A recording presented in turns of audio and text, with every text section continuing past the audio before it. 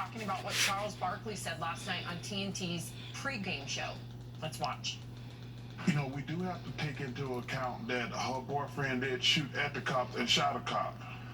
So, like I say, even though I'm really sorry she lost her life, I don't think that we can just say we can put this in the same situation with George Floyd and Ahmaud Arbery. I just don't believe that. What? 1 o'clock in the morning? When you heard him say that, what's going through Charles Barkley. It's like, what the hell, Chuck? Honestly. I mean, we already have a situation where an innocent black woman was killed in her home, and it's being made a mockery of by our justice system. This woman receives zero justice and is basically telling every black woman in America that we do not matter. The last thing I want to see is a black man on television putting more gasoline on this fire to talk about what happened with her boyfriend, who was protecting his home and his queen with a legal firearm. As someone who owns a legal firearm responsibly, I can tell you one of the first things they tell you is about proximity. And if someone has bulldozed their way into your home, and keep in mind this, there were 12 witnesses. 11 of them said they never heard the police announce themselves. Only one person said that they heard the police announce themselves, and they were put in front of the grand jury. So let's just add that to a little piece, because that's very important. But proximity is extremely important when we're having this conversation, because if you want to bring up the fact that Kenneth Walker shot at the police, then you also have to bring up the fact that they were living in an apartment where 10 feet to someone commandeering you and your gun goes like that. So he did the exact right thing to do. So for you to bring that up in this conversation is super irresponsible, and I am very disappointed, because I sat for the first hours of quarantine and watched Shack Life, which then went into Charles Barkley TNT special about race in America, to understand the nuance behind what your thinking process was. But clearly, sir, you learned nothing from these people and their experiences that you were trying to understand a little bit better. If I were you, I would have taken either a moment of silence to not further insult and diminish the name of Breonna Taylor and this entire case, which has already been completely insulted and diminished. I would have taken a page from your colleague, Kenny Smith, and stood with the moment, not take something and twist the moment into something that it shouldn't be, because at this point, it's very hurtful, and it really reads very OJ, I'm not black, I'm OJ Simpson.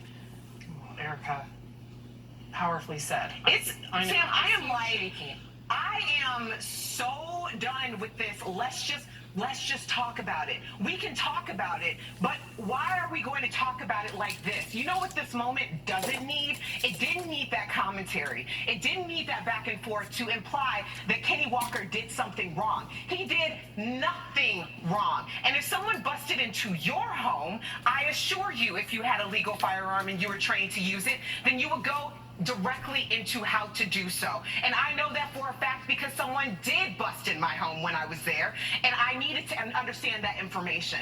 So every time somebody wants to have that conversation and people want to have stand your ground, but only for this person and not for that person, just remember that. Just remember that and be responsible about what you say.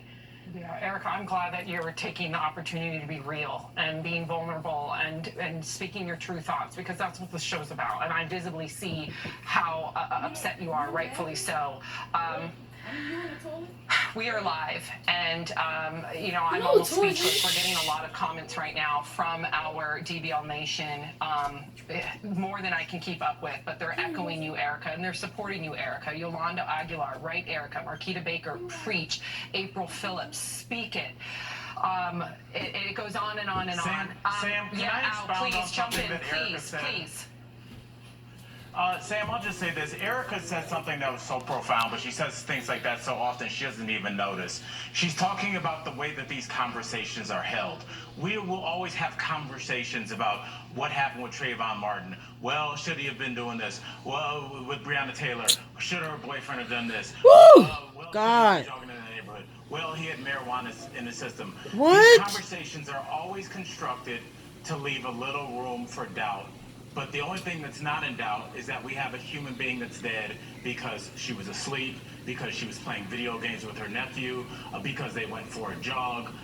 All of these things continue to get pushed out when we continue to have these narrow conversations that are pushed not to convince people that Breonna Taylor was a monster, but just to convince people that, like, hey, you know, you see it your way, I see it my way. There is no other way. And I don't want to say that on a talk show where we encourage conversation, but I'll ask anybody that disagrees with myself, disagrees with Eric. I know you guys think we're super liberal. What would you do if it was your daughter? Right.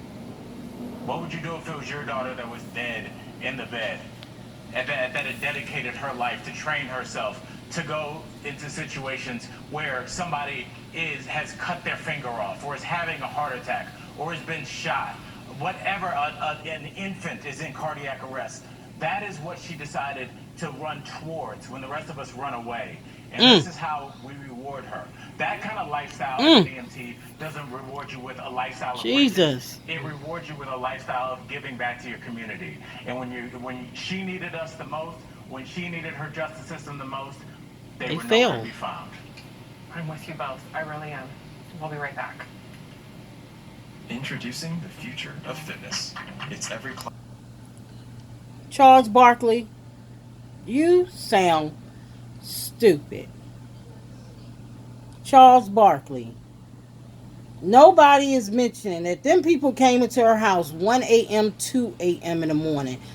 That is against the law to raid someone's house with the search warrant after 9, 10 p.m. at night. I know in Virginia, I got to check and see how that is in Louisville, Kentucky, where she is. But the Charles Barkley, you are wrong. You sound stupid. Those people were wrong to do that to that lady. And for one, they found out the bullet that he did shoot with, he didn't shoot the officer. The officers shot themselves. So do your research, Charles Barkley, before you blame her boyfriend for protecting their home. Something is wrong with this attorney general. He's married to or dates Mitch McConnell's daughter. There's a lot going on. Mitch McConnell's wife worked for Trump. They all are scheming. Charles Barkley, you don't even know what you're talking about. Get it right.